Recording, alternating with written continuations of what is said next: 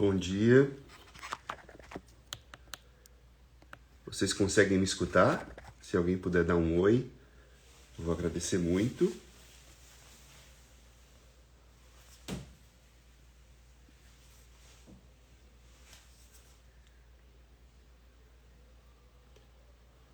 Ah, ótimo. Obrigado, Isabela. Vou convidar aqui o professor Taki.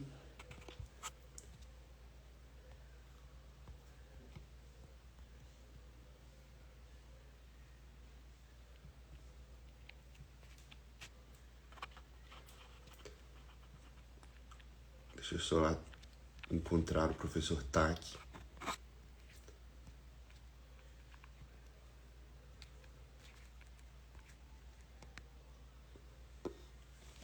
Ele já deve estar entrando.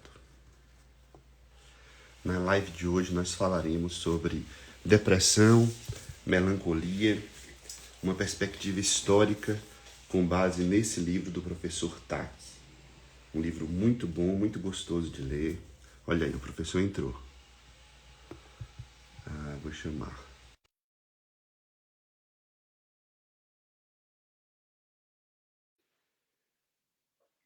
Ele deve estar entrando. Então, esse é o livro do professor. Opa, Olha ele aí. agora sim, Curto. Bom Bom, dia, muito bom obrigado. dia. Professor, muito bom dia. Que satisfação, que privilégio ter o senhor aqui nessa live.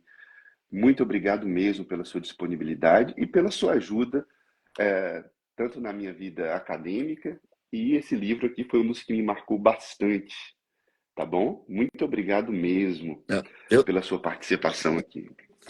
você está me ouvindo bem? Escuto muito bem, tá ótimo. Tá.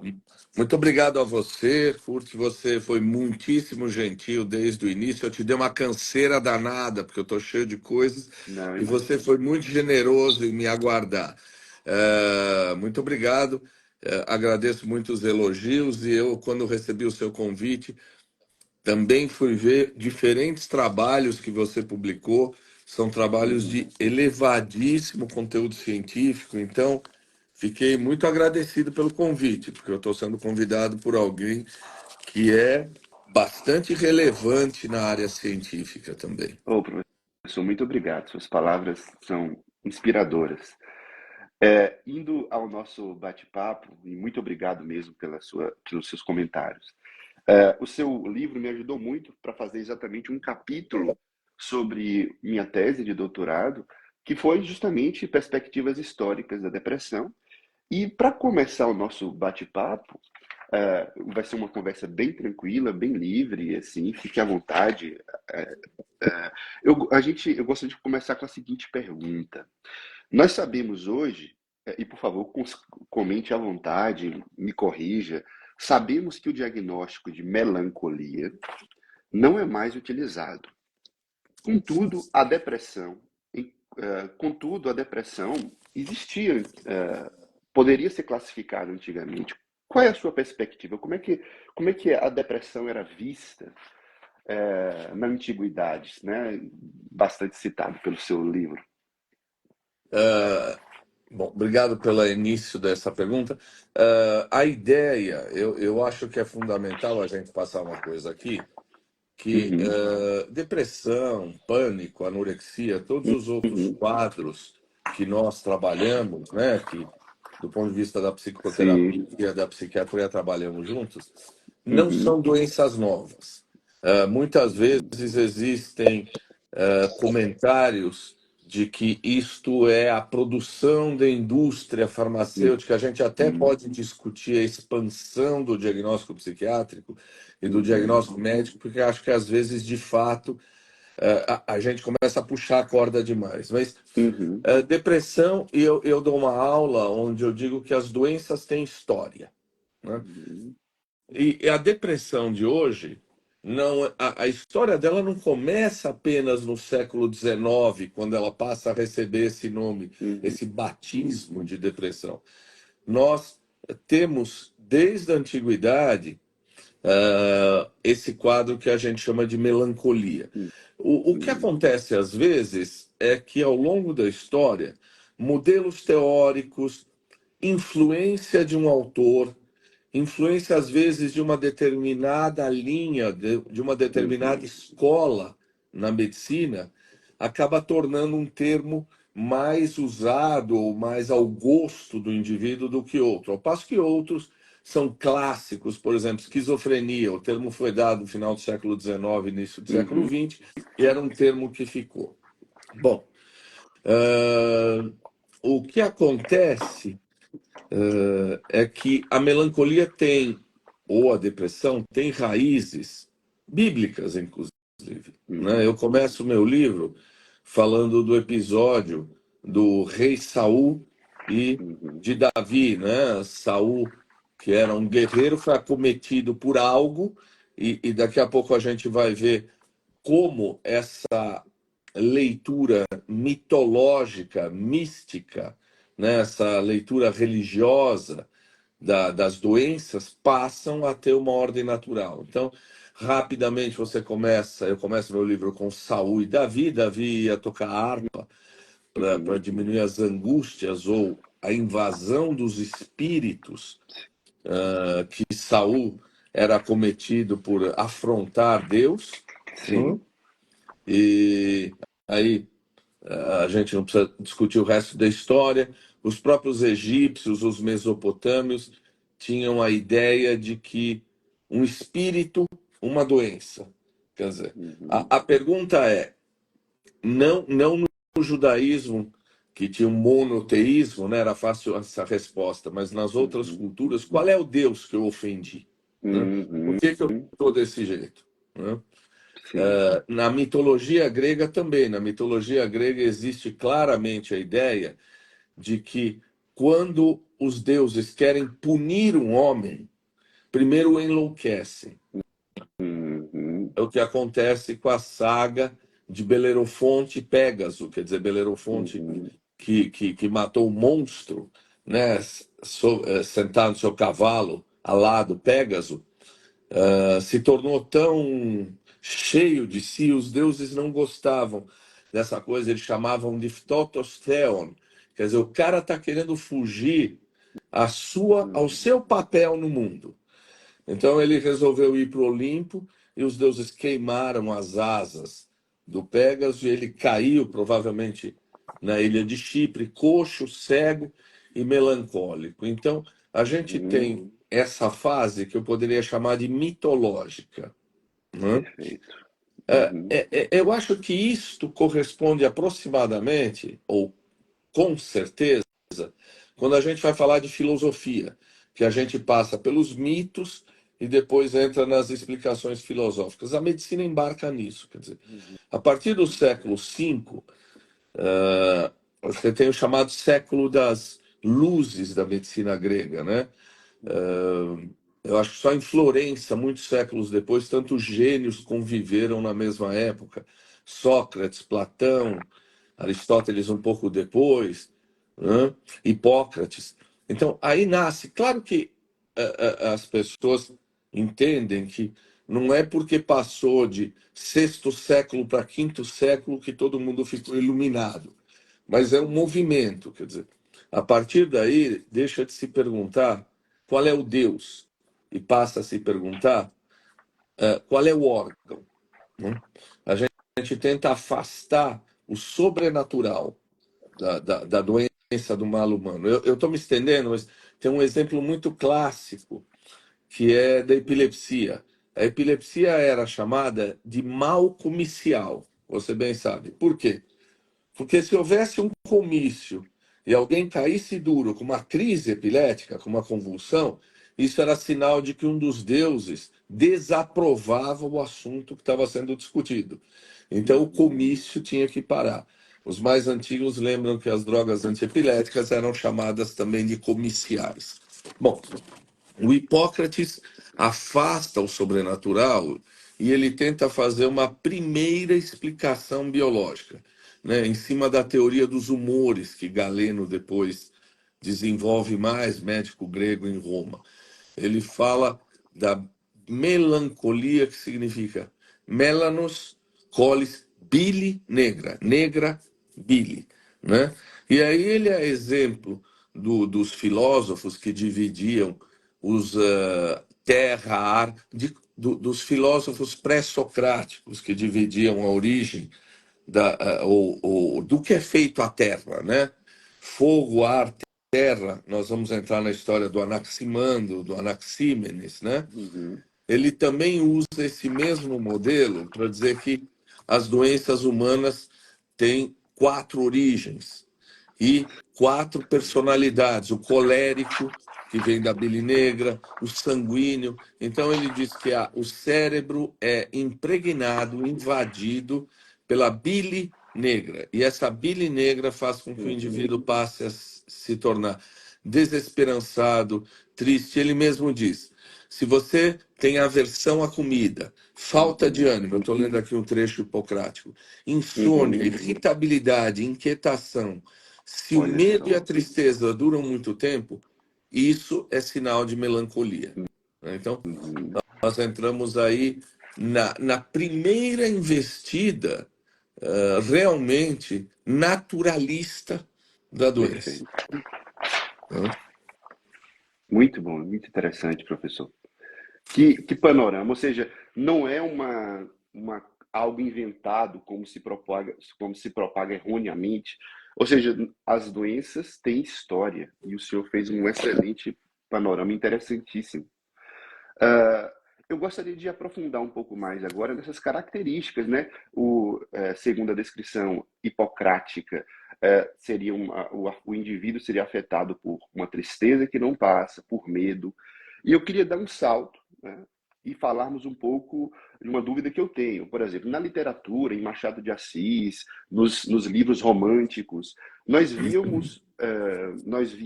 lemos pessoas que, após um término amoroso, as pessoas ficavam de cama, e nos livros até era chamado, isso acho que no século XVIII, 17 e 18, as pessoas ficavam de cama, febris, e alguns livros até falam, morriam. Claro que é uma literatura, mas esse caso, até algumas pessoas, até nas culturas populares aqui, no saber popular do interior Uhum. do Brasil, existe digamos assim, eu vou chamar de fenômeno, mas o senhor me corrija.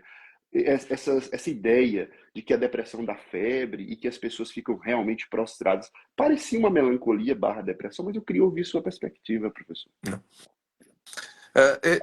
Eu apenas quero pensar também um outro conceito grego que Uhum, vem de Aristóteles e que vem de um seguidor dele chamado Teofrasto, e depois é seguido por um autor alemão, Tellenbach, que se chama o tipus melancólico.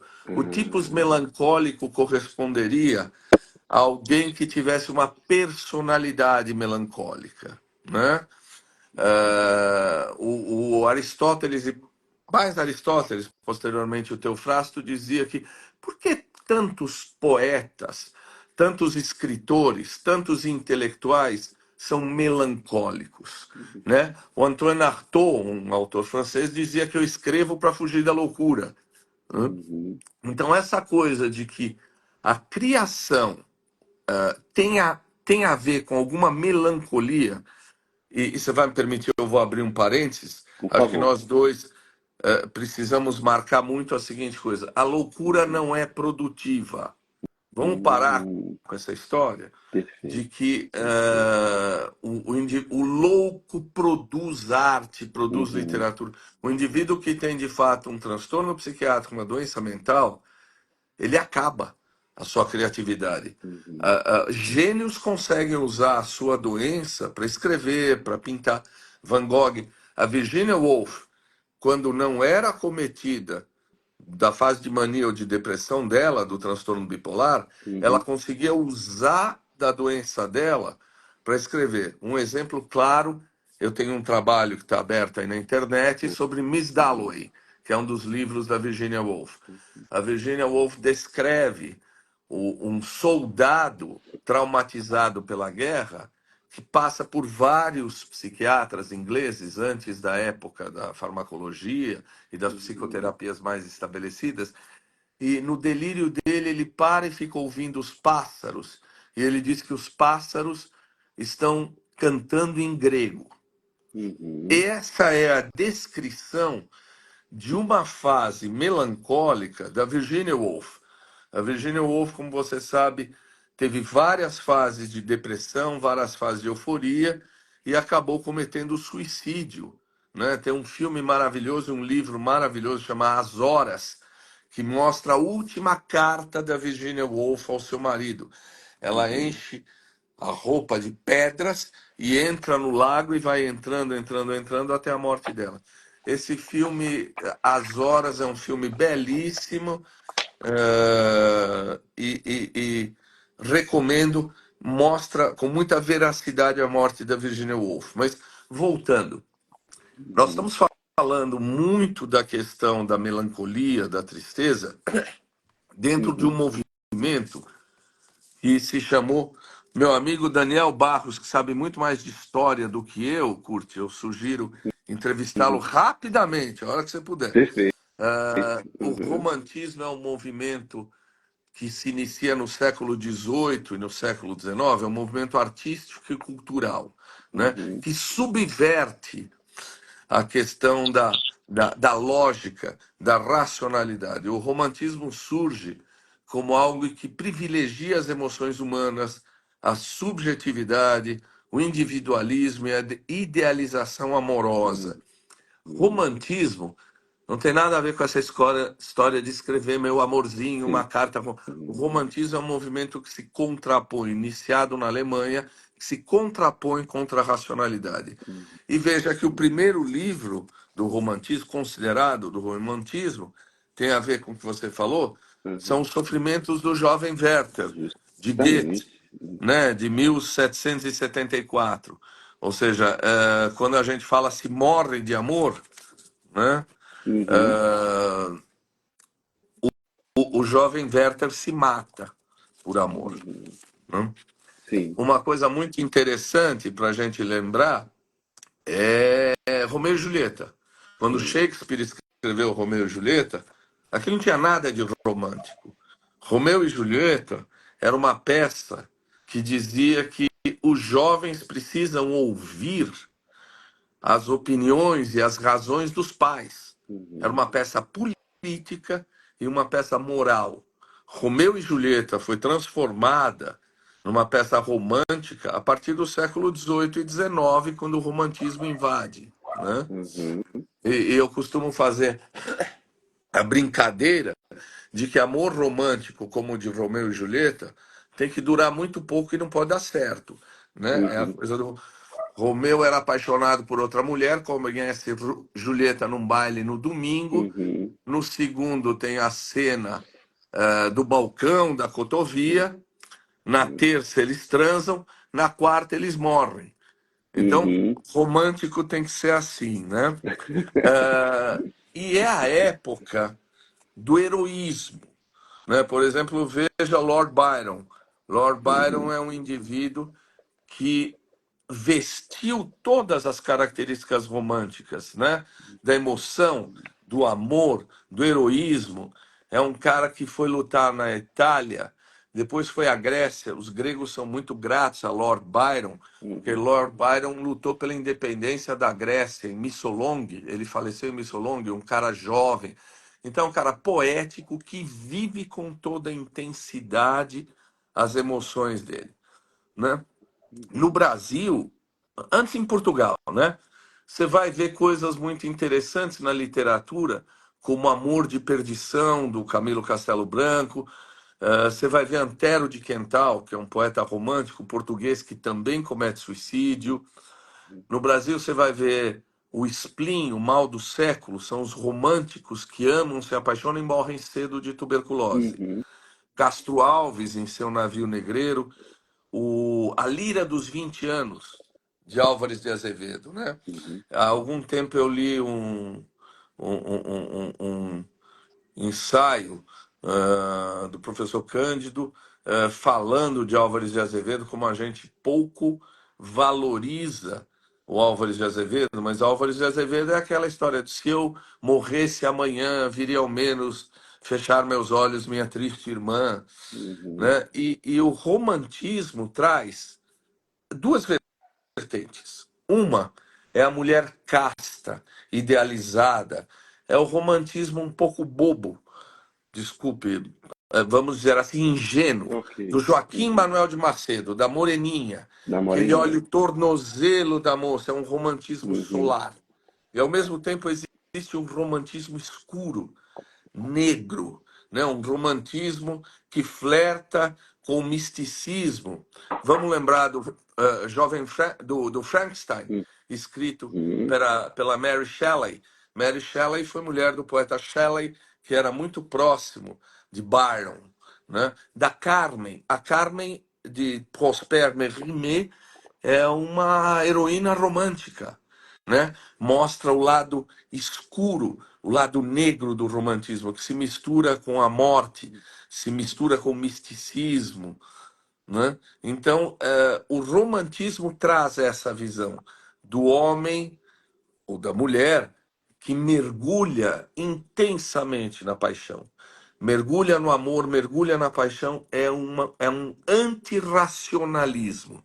E aí a gente fala do morrer de amor, né? Morrer de amor, Uhum. das dores, da doença do amor, né? Uhum. Então, acho que a gente está usando uma coisa que não é exatamente a depressão, vamos falar clinicamente, mas nós estamos falando de um movimento que valoriza o excesso, o descontrole, Baudelaire, né? Uhum. Drogas, álcool, né? Flores do Mal, Baudelaire, já um pouco tardio.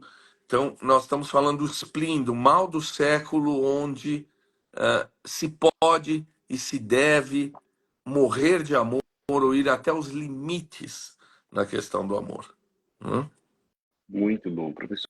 Que expansão mental o senhor me proporcionou aqui Ah, agora. Muito obrigado. interessante, muito interessante. Eu estou anotando, algumas pessoas, não vai dar para ler o comentário de todo mundo, e nem as perguntas, mas eu estou anotando aqui os livros que o professor está citando, gente, e vou postar hoje, tá? Tanto o artigo que o professor citou, quanto o livro que está na minha mão, que também tem o outro que é de distimia, eu vou citar hoje Distimia, sim. do mau humor, eu me esqueci o nome O completamente agora, mas eu vou postar aqui hoje. mal humor ao mal com L do humor, do mau humor ao mal do humor, Isso, perfeito. Eu né? vou colocar aqui hoje todos os livros que o senhor está citando, inclusive os livros de literatura. Uma coisa muito. Quem gosta de ópera, né? Como eu gosto, Aham. vai lembrar do Elixir do Amor, do Gaetano Donizetti. Vale Aham. a pena ouvir uma área. Todo mundo gosta de Pavarotti, então não precisa ver a ópera inteira. Pode ouvir uma área do Elixir do Amor de Donizetti, que é o Nemorino cantando Una furtiva lágrima, onde ele diz: uma furtiva lágrima apareceu dos meus olhos porque vi que você me ama, e ele termina dizendo que sim, se pode morrer de amor. Sim, se pode morrer de amor. Pavarotti interpretando Na Furtiva Lágrima, todo mundo vai gostar porque é uma área muito leve e muito bonita, muito romântica, exatamente. A ópera é de 1830, 1832, exatamente nesse espírito romântico. Muito bom, muito bom. Professor, avançando aqui, nós estamos na metade da nossa live, voltando a falar sobre diagnóstico, né? O senhor escreve no seu livro, não sei se o senhor vai ter tempo para falar em detalhes, mas havia uma teoria, um movimento da neurodegenerescência, se eu não me engano, e o senhor faz uma correlação com o fim do diagnóstico de depressão endógena. E o oposto da depressão endógena seria a depressão, se eu não me engano, neurótica, Exógena, exógena. exógena. Então, fala um pouco disso. E só sublinhando, a melancolia hoje virou um subtipo do transtorno depressivo maior, não é isso? Exato. Ahn, bom, mais ou menos pelos final do século XIX, início do século XX, a tentativa de um grande autor chamado Jaspers era dividir as doenças em endógeno, algo de dentro, interno, químico, exógeno, um fator externo. E aí não é um fator emocional, é uma infecção, uma convulsão, uma coisa vinda do exterior. Então, o Uhum. endógeno nascia de uma predisposição biológica, o exógeno seria uma infecção externa. Uhum. Reação. Aí ele dizia: existe a depressão endógena ou melancolia e existe a depressão reativa. Reativo. Depressão reativa é quando o meu Santos perde. Eu fico deprimido, eu fico com uma depressão reativa. Ou quando a Uhum. gente fica mal com o esposo, com a esposa, com a Uhum. namorada. Esse Uhum. termo depressão reativa, a gente não usa exatamente assim para não confundir com depressão doença. A gente fala Uhum. hoje de uma reação de tristeza, de uma Uhum. desmoralização, que seria uma reação depressiva, um luto. Uhum. O luto Uhum. é exatamente, desde que não seja prolongado, o que se chamava de reação. E desenvolvimento seria um indivíduo que, ao longo da vida, vai colecionando traumas emocionais e vai desenvolvendo algo. Essa Uhum. história de depressão endógena, exógena e reação cai por terra pelo seguinte, porque as pessoas podem chegar para você e dizer o seguinte: olha, eu estou assim porque eu perdi o emprego. Uhum. Muitas vezes, essa pessoa não está assim porque perdeu o emprego. Ela já vinha mal, já Uhum. vinha deprimida, o rendimento dela caiu e aí ela foi despedida. Então há uma Uhum. falsa relação causa e efeito. O que você Uhum. sabe, a gente não faz relação Sim, causa e efeito na área emocional, na área psicológica e claro. psiquiátrica. A outra Uhum. questão é: eu posso ter algo e a seguir ter uma depressão, mas isso não quer dizer que aquilo causou a minha depressão, aquilo que Perfeito. pode ter desencadeado. Né? Vamos Uhum. imaginar o seguinte: se você me disser que geou, teve uma geada que matou a rosa que eu tinha no jardim, eu vou ficar chateado. Se você Uhum. disser isso para um grande colecionador de rosas raras, isso é de um impacto emocional que entendo uma predisposição genética ou entendo uma coisa de personalidade, resiliência, uma forma muito rígida de lidar com situações traumáticas, esse indivíduo pode acabar desenvolvendo uma depressão. Então a gente foge dessa coisa do reativo não reativo, Perfeito. né? Muito bom. Ah, Tem eu, algumas perguntas. depressão neurótica é algo que corresponderia mais ou menos à reação depressiva ou desenvolvimento Uhum. depressivo. Uhum. A questão da teoria da degeneração é uma questão ligada a alguns autores, Uhum. particularmente Morel, né? Uhum.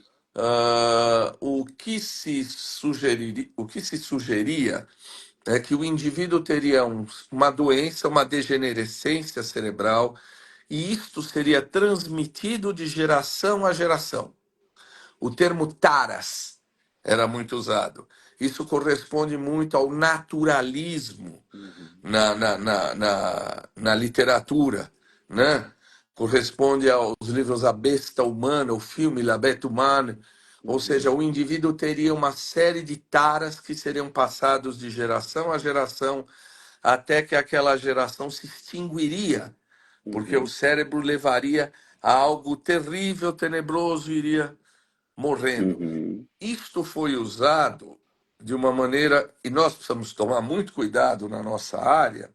Saúde mental é muito usada politicamente, Sim. né?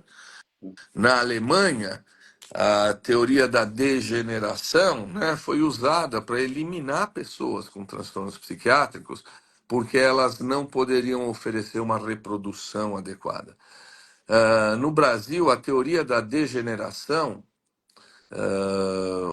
por exemplo, o Barão de Gobineau, foi amigo de Dom Pedro, esteve no Brasil, ele dizia que um dia o Brasil ia desaparecer por causa da Uhum. miscigenação de raças, porque o negro tinha uma degeneração e o seu casamento interracial, né, um termo da época, ia fazer com que a população brasileira aos poucos ia piorar em termos das suas taras e das suas degenerações até morrer, né? O mulato na literatura, são os livros que mostram que o indivíduo tem algo de maldade que vai passando para sua prole, né? Uhum. Uma monstruosidade até desaparecer. Então, a teoria da degeneração de Morel foi usada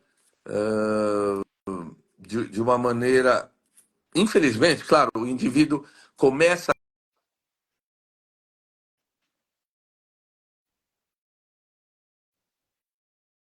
aqui. Tudo bem. A teoria parece risível a nós, até uma teoria amoral até. Mas Uhum. eu queria lembrar a gente que é muito difícil a gente olhar para o passado com os olhos do presente. É muito fácil você olhar para Monteiro Lobato hoje e dizer que ela era racista, né? Porque era uma Uhum. outra época. Isso chama presentismo histórico.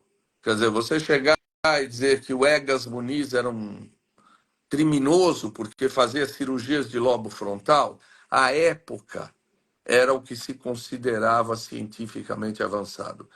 Então, esse anacronismo, esse presentismo histórico é um perigo que a gente não pode olhar para o passado com os olhos do presente, porque senão daqui a 100 anos vão rir de uma maneira maldosa do que você e eu fazemos hoje. Vão rir de uma maneira Uhum. maldosa da nossa ciência. Vão julgar de uma maneira moral.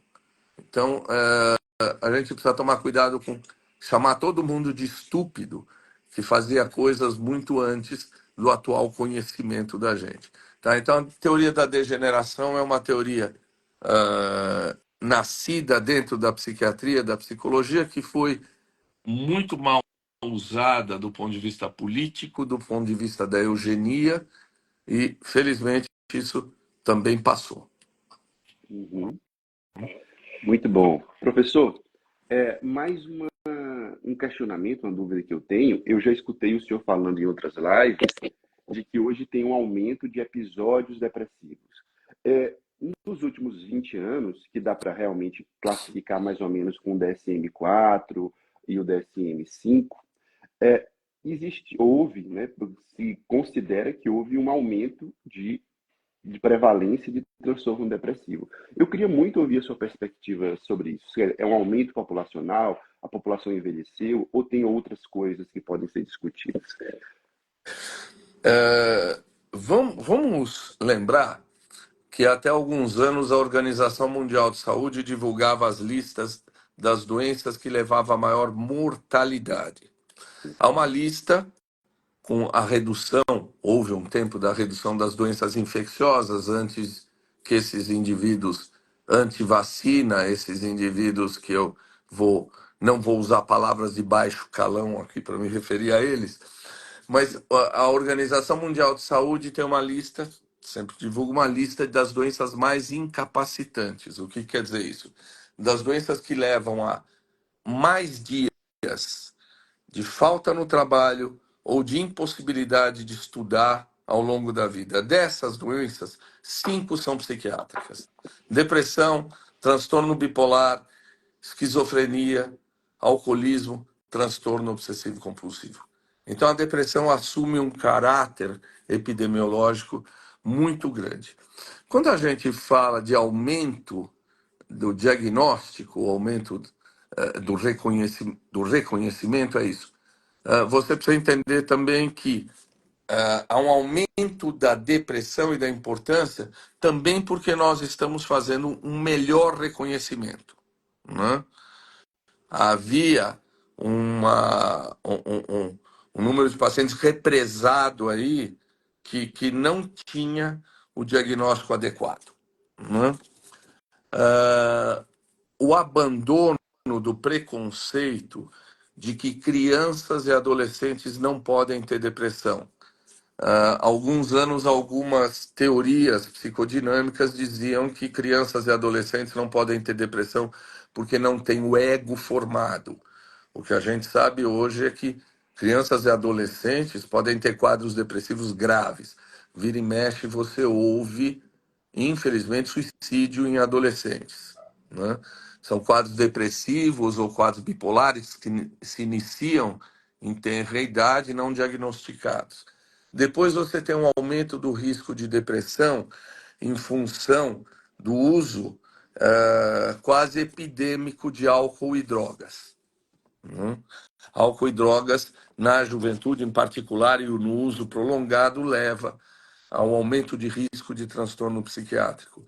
Você tem aumento de depressão em função de alguns tratamentos também, por exemplo, tratamento com interferon, quimioterápicos, corticoides. Você tem aumento da frequência de depressão reconhecida em doenças clínicas. Quer dizer, muitas das doenças clínicas cursam com depressão, né? Estudos com indivíduos pós-infarto mostram que o prognóstico dele está muito marcado pela existência de um quadro depressivo ou não, né? Indivíduos com doenças reumáticas, com doenças neurológicas, têm quadros depressivos, né? Então, você tem um reconhecimento maior, você não espera o indivíduo ficar deitado na cama pensando em morrer para fazer diagnóstico de depressão. Eu brinco com os meus residentes e alunos, eventualmente, que se vier um camarada deitado na cama ou na maca dizendo que quer morrer, o nosso porteiro, o nosso funcionário faz diagnóstico de depressão, não precisa de médico. O diagnóstico de depressão deve ser feito quando o indivíduo diz que discretamente ele tem menos prazer nas coisas que está fazendo. Ele precisa fazer um esforço maior para fazer algumas coisas que antes ele fazia com muita tranquilidade, né? Que ele está mais lento para algumas decisões, que eu acho que eu estou com Alzheimer porque a minha memória está ruim, não estou conseguindo me concentrar. Então, o indivíduo precisa conseguir fazer o diagnóstico de depressão quando você tem quadros de depressão leve. Isso não quer dizer que ele precise medicar. Quadros de depressão leve podem ter uma boa evolução com alterações comportamentais, com alterações com psicoterapia.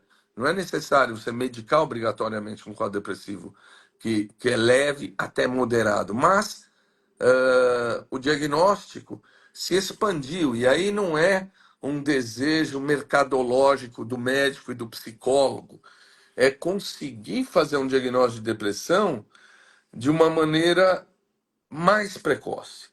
Então, acho que todas essas coisas fazem com que a gente observe melhor, faça melhor o diagnóstico, tenha menos preconceito. Acho que essa é uma outra coisa importante.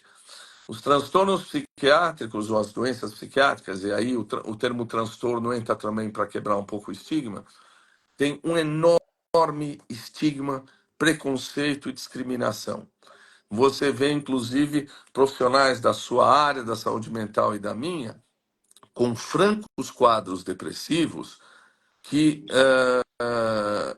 não buscam tratamento porque tem uma leitura moral, porque acham que aquilo é uma fraqueza, porque acham que aquilo é um problema que, se eu for trabalhar mais, eu supero.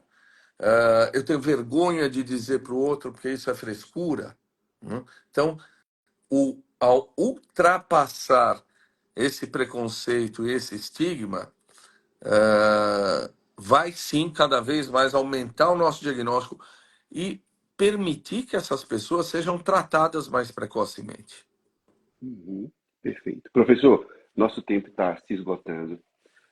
Eu queria, se for possível, deixar duas perguntas. A primeira é muito simples, assim. Nas minhas leituras, eu sempre vejo, é, fique à vontade caso a gente não possa prosseguir. Mas, assim, além de todas as variáveis que o senhor falou, parece então que é uma variável cultural, ou seja, de complexidade, de maior estresse no mundo, o senhor não citou essa variável. Quer dizer, fazendo uma pergunta assim, confrontativa e respeitosa, obviamente. Então, Claro. essa variável não seria a mais preponderante para esse aumento, esse melhor diagnóstico, esse diagnóstico mais frequente de depressões? brevemente, Sim, é, eu, quem não me segue no Instagram, por favor, eu os convido a por seguir. E favor, quem me segue, por sim. favor, siga o curte.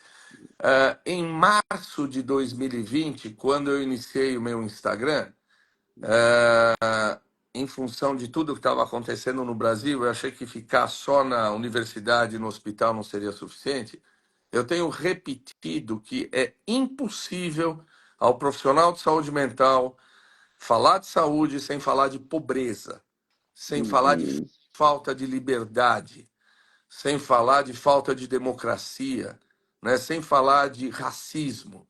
Então, pobreza e doença mental, pobreza e depressão, é impossível deixar de correlacionar. Tá? A pobreza aumenta o risco de depressão, a pobreza leva a que mulheres não tenham um pré-natal adequado, que tenham maior risco de depressão pós-parto, crianças com mães com depressão se desenvolvem de uma maneira diferente, aumenta o risco de depressão futura, a nutrição inadequada, a fome, aumenta muito o risco de doença psiquiátrica e de depressão e de neurodesenvolvimento inadequado. Então, você quer fazer algo populacional, você quer fazer um grande serviço à saúde mental e à saúde em modo geral, vamos acabar com a vergonhosa separação de renda existente no Brasil. Vamos acabar com essa miséria que poderia já ter sido terminada, extinta, se não houvesse um capitalismo, um neoliberalismo selvagem nesse país e nesse mundo. Quer dizer, o grande. Eu sou um psiquiatra que adora psiquiatria biológica, etc., mas o grande avanço social em termos de doença mental é acabar com a pobreza. A pobreza, né? A discriminação, né? O buraco social existente entre nós é, sem dúvida alguma, motivo primário de doença mental. Né? uhum. Então, eu me redimi, né, de não ter falado antes de pobreza, não foi? Não, claro, não, professor. O senhor fala isso em outras lives, mas o senhor trouxe ótimas contribuições que também expandem os motivos pelos quais as prevalências aumentaram. E foi muito bom, e eu vou trazer isso aqui para todo mundo. Quem não me segue, por favor, siga, e principalmente aqueles que estão vendo aqui e que puderem seguir o professor Tak, vocês vão ter acesso a uma fonte de conhecimentos maravilhosa. Professor, Escute, em respeito ao nosso só tempo, mais duas palavras. claro. Quando nós falamos de pobreza, Uhum, nós falamos de condições miseráveis de moradia. Nós falamos de violência. Nós falamos de violência contra a mulher, nós falamos de droga, né? Nós falamos de poluição, poluição das águas, poluição, né, do ar. Então, todas essas coisas são muito mais agressivas quando você está na pobreza.